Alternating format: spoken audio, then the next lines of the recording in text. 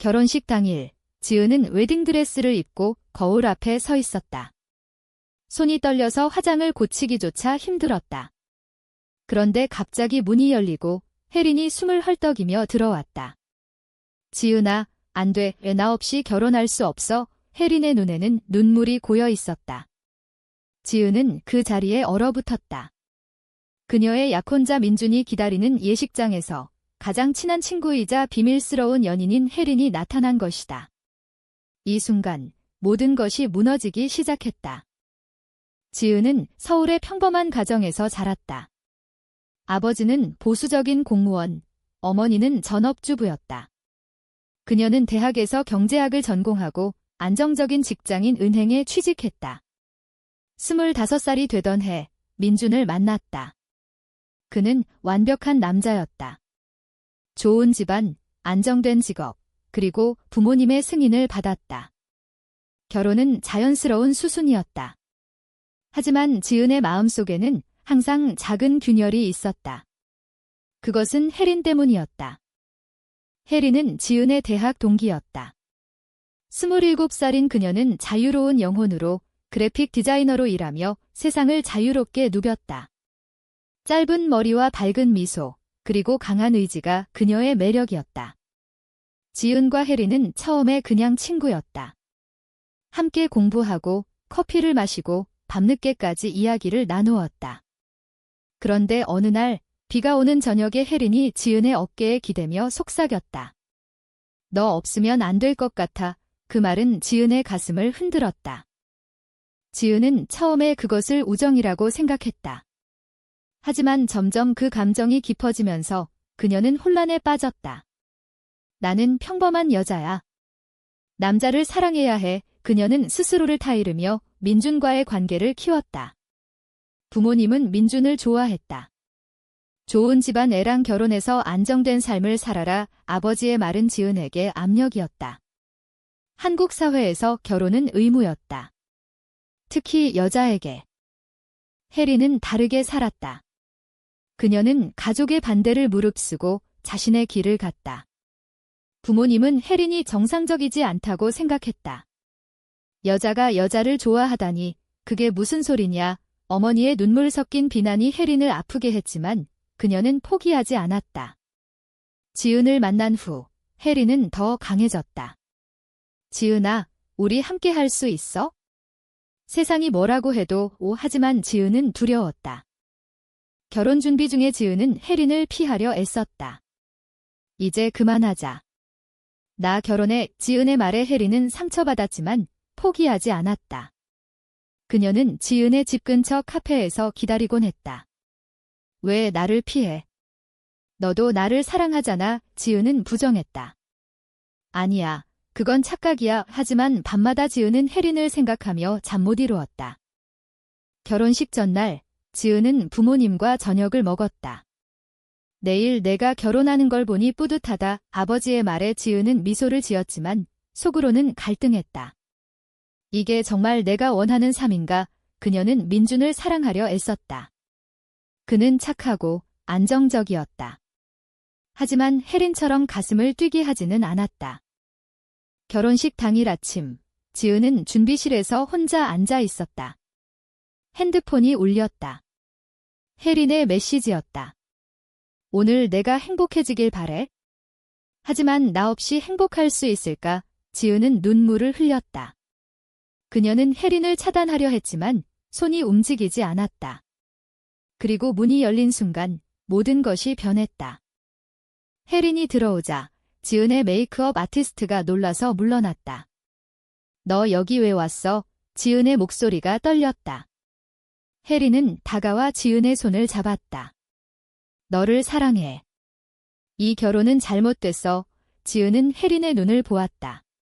그 눈에는 진심이 담겨 있었다. 하지만 부모님, 민준, 모두가 이 지은의 말은 끊겼다. 혜린이 지은을 끌어안았다. 그 순간 문 밖에서 소란이 들렸다. 민준의 어머니가 들어왔다. 이게 무슨 일이야? 그녀의 얼굴이 창백해졌다. 혜린은 지은을 놓지 않았다. 지은은 나를 사랑해요. 그 말은 폭탄이었다. 예식장은 혼란에 빠졌다. 지은의 아버지가 달려왔다. 지은아, 이게 무슨 짓이냐? 그의 목소리는 분노로 가득했다. 지은은 그 자리에 주저앉았다. 모든 시선이 그녀에게 쏟아졌다. 미안해. 이 그녀는 속으로 중얼거렸다. 이 선택의 대가는 컸다. 가족의 실망, 사회의 비난, 그리고 자신의 정체성에 대한 혼란. 하지만 혜린의 손을 잡은 순간 지은은 처음으로 자유를 느꼈다. 그러나 그 자유는 고통과 함께 왔다. 혼란이 끝난 후 지은은 혜린과 함께 예식장을 빠져나왔다. 민준의 얼굴은 창백했고 그의 눈에는 배신감이 가득했다. 왜 나한테 이런 짓을 해? 민준의 물음에 지은은 대답할 수 없었다. 그녀는 택시를 타고 혜린의 아파트로 향했다. 그곳에서 지은은 울음을 터뜨렸다. 내 인생 끝났어. 부모님 어떻게 봐? 혜린은 지은을 안으며 말했다. 함께 이겨낼게요. 하지만 지은의 마음은 불안으로 가득했다. 집에 돌아간 지은은 부모님의 분노를 마주했다. 아버지는 소리를 질렀다. 내가 여자를 좋아하다니. 우리 집안 망신이야. 어머니는 눈물을 흘리며 말했다. 어디서 잘못됐니? 우리가 뭐 잘못했어? 지은은 무릎 꿇고 사과했다. 죄송해요. 하지만 이게 제 진심이에요. 부모님은 지은을 내쫓았다. 당분간 집에 오지 마. 그 말은 지은의 가슴을 찔렀다. 혜린의 아파트에서 지은은 임시로 지냈다. 혜린은 지은을 위로했다. 시간이 지나면 이해할 거야. 하지만 지은은 직장에서의 시선이 두려웠다. 은행 동료들은 소문을 들었다. 지은 씨, 결혼식에서 무슨 일이 있었대? 속삭임이 들려왔다. 지은은 고개를 숙이고 일에 집중하려 애썼다. 하지만 집중이 되지 않았다. 그녀의 상사는 개인사로 업무에 지장 주지 마라고 경고했다. 혜린은 자신의 가족과도 싸웠다. 그녀의 어머니는 전화를 걸어왔다. 또 그 짓 하니? 내 인생 망치지 마. 우혜린은 단호하게 말했다. 엄마, 이게 제 인생이에요. 하지만 어머니는 사회에서 어떻게 살아? 사람들 손가락질 받을 텐데 라고 했다. 혜린은 지은을 위해 강해지려 애썼다. 우리 둘이 있으면 돼. 지은과 혜린의 관계는 깊어졌다. 함께 산책하고 요리하고 이야기를 나누었다. 하지만 지은의 내적 갈등은 사라지지 않았다. 이게 옳은 선택인가? 민준을 배신한 게 후회돼. 밤마다 지은은 악몽을 꾸었다. 민준의 슬픈 얼굴, 부모님의 분노. 혜린은 지은을 안으며 말했다. 시간이 필요해. 서두르지 마. 어느 날 지은은 민준을 만났다. 카페에서. 민준은 차분하게 말했다. 왜 솔직하지 않았어? 나도 아프지만 이해하려 해. 지은은 눈물을 흘렸다. 미안해. 나 자신도 몰랐어. 민준은 내 행복이 중요해 라고 했지만 그의 눈에는 상처가 남아 있었다. 이 만남은 지은에게 죄책감을 더했다. 사회적 압력은 점점 커졌다. 지은의 친구들은 멀어졌다. 이해 못해. 왜 갑자기? 한 친구가 말했다. 지은은 고립감을 느꼈다. 혜린은 진짜 친구는 남을 거야 라고 위로했다. 하지만 혜린 자신도 직장에서 어려움을 겪었다. 클라이언트가 그런 사람과 일하기 싫어라고 했다. 혜린은 이를 악물고 버텼다. 지은은 심리 상담을 받기 시작했다. 상담사는 자신의 감정을 인정하는 게 중요해라고 말했다. 지은은 하지만 사회가 라고 반박했다. 상담은 그녀의 내적 갈등을 파헤쳤다. 어린 시절부터 억눌린 감정, 부모님의 기대. 당신은 동성애자일 수 있어. 상담사의 말에 지은은 충격받았다. 정말인가? 혜린과 지은은 첫 데이트를 했다. 한강에서. 우리 미래를 생각해보자. 혜린의 말에 지은은 미소 지었다. 하지만 집으로 가는 길에 지은의 아버지가 전화를 걸었다. 집에 와 이야기하자. 지은의 심장이 빨리 뛰었다. 이게 화해의 신호인가? 하지만 아버지의 목소리는 여전히 차가웠다. 집에 도착한 지은은 부모님과 마주 앉았다. 아버지는 내 선택을 인정할 수 없어. 하지만 가족이니까 어머니는 치료받아 봐. 정상으로 돌아올 수 있어. 지은은 분노가 치밀었다. 이게 제 정상이에요. 그녀는 소리를 질렀다. 부모님은 충격받았다. 지은은 집을 나왔다. 이제 정말 끝났어. 그녀의 눈물은 멈추지 않았다. 혜린의 아파트로 돌아온 지은은 무너졌다. 부모님이 나를 치료하래. 혜린은 화가 나서 말했다. 그건 잘못됐어. 너는 아프지 않아. 지은은 혜린을 안으며 위안을 찾았다. 하지만 다음 날 지은의 직장에서 문제가 생겼다. 상사가 불러서 소문 때문에 고객 불만이 있어? 휴가가 이지은은 충격받았다. 이게 현실인가? 혜린은 지은을 위해 새로운 일자리를 알아보았다. 내 회사에 와 함께 일하자. 하지만 지은은 자존심이 상했다. 내가 왜 이렇게 돼?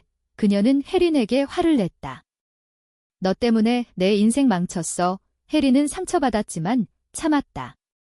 미안해. 하지만 후회하지 마. 이 다툼은 둘의 관계에 균열을 만들었다. 지은은 옛 친구를 만났다. 수진이었다. 지은아, 내 선택 이해해.